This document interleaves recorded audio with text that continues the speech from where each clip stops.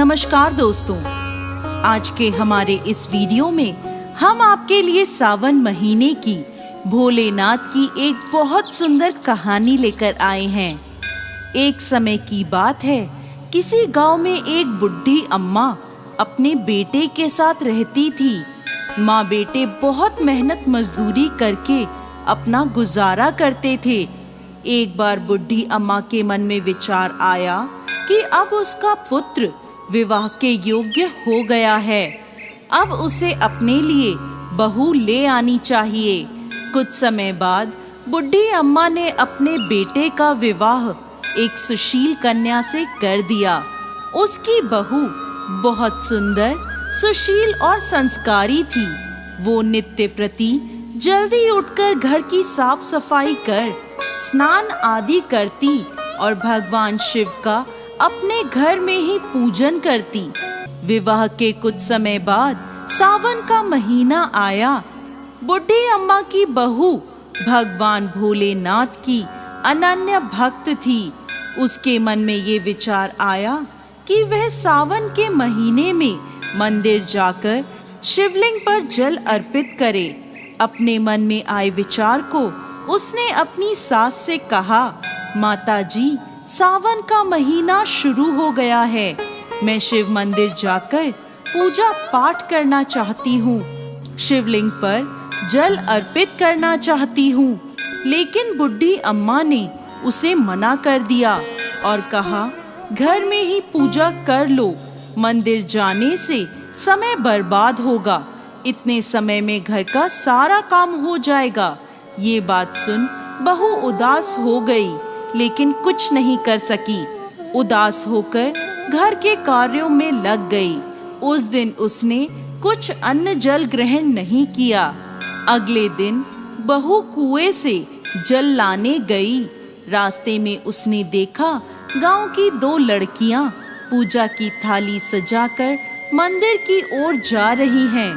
उसने उन्हें रोका और पूछा, तुम सब कहाँ जा रही हो? तब वह बोली, सावन का महीना शुरू हो गया है, हम सब भगवान भोलेनाथ का पूजन करने मंदिर जा रहे हैं। ये सुन वह फिर उदास हो गई। लड़कियों ने पूछा, आप क्यों उदास हो गईं? तो वह बोली, भगवान शिव मेरे आराध्य हैं, लेकिन मेरी सास ने मुझे मंदिर जाकर पूजा करने से मना कर दिया। तब लड़कियां बोली, आप चिंता मत करो, हर रोज इसी समय पानी भरने आया करो और हमारे साथ मंदिर चलकर भगवान शिव की पूजा कर उन पे जल अर्पित किया करो। तब वह बोली, लेकिन मेरे पास पूजा की कोई सामग्री नहीं है, घर से लाऊंगी तो सास को पता चल जाएगा। तब लड़कियां बोली, कोई बात नहीं, आप हमारी पूजा की सामग्री से पूजन कर लेना। ये सुनकर वो बहुत खुश हुई और रोज उनके साथ मंदिर जाने लगी, जहां वो शिवलिंग पर जल चढ़ाती और भक्ति भाव से भोलेनाथ की पूजा करती और उनसे कहती, मैंने अपनी सास से ये बात छुपाई है, इसके लिए मुझे क्षमा कर दीजिएगा। ऐसे ही पूरा सावन का महीना बीत गया।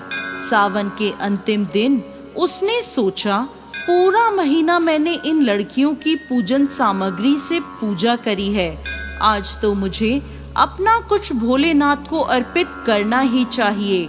ऐसा सोचकर उसने अपनी नाक से सोने की नथ उतारी और उसे धोकर शिवलिंग पर अर्पित कर दिया और पूजा कर घर आ गई।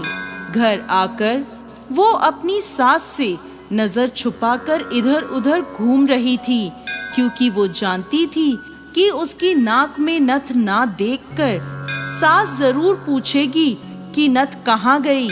ऐसे ही दोपहर हो गई। तभी अचानक सास की नजर उसकी नाक पर गई और नाक में नथ ना देखकर सास ने पूछा, बहू, तुम्हारी नथ कहाँ है?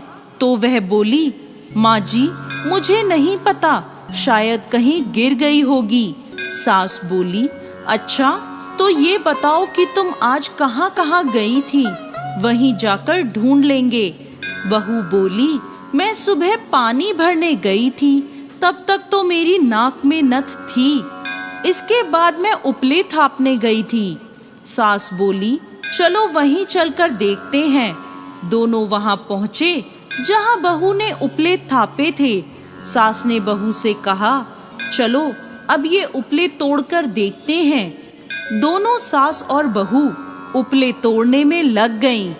जैसे ही दोनों ने उपले तोड़े, दोनों के उपलों में एक एक नथ निकली। सास बोली, नथ तो एक ही थी, ये दो कैसे हो गई? इसके बाद सास ने एक एक कर सारे उपले तोड़ने शुरू कर दिए। अब सास उपले तोड़ती जाए और उन सब में से नथ निकलती जाए। सास ने बहू की ओर देखा और पूछा, ये क्या मांजरा है? तब बहू ने सास से क्षमा मांगते हुए सारी बात उसे बता दी और कहा, ये भगवान भोलेनाथ का आशीर्वाद है। आज मैंने सावन की समाप्ति पर उन्हें अपनी नथ अर्पित की थी और उन्होंने मुझे इतनी सारी नथ वापस कर दी। सास बहू की बात सुनकर बहुत खुश हुई और कहा, सावन माह में स्नान, जप, तप और दान का इतना महत्व है तो अगले साल हम दोनों मिलकर शिवलिंग पर जल चढ़ाएंगे और पूजा पाठ करेंगे। अगला सावन का माह आने पर दोनों सास बहू ने नियम से सावन का स्नान किया, पूजा पाठ, जप तप किया। भगवान भोलेनाथ की कृपा से बुढ़ी अम्मा का घर अन्न धन के भंडार से भर गया। बहू को एक सुंदर पुत्र रत्न की प्राप्ति हुई। हे भोलेनाथ, जैसी कृपा बुढ़ी अम्मा और उसकी बहू पर करी, वैसे ही इस कहानी को कहते, सुनते और हुंकार भरते सब पर करना। जय भोलेनाथ।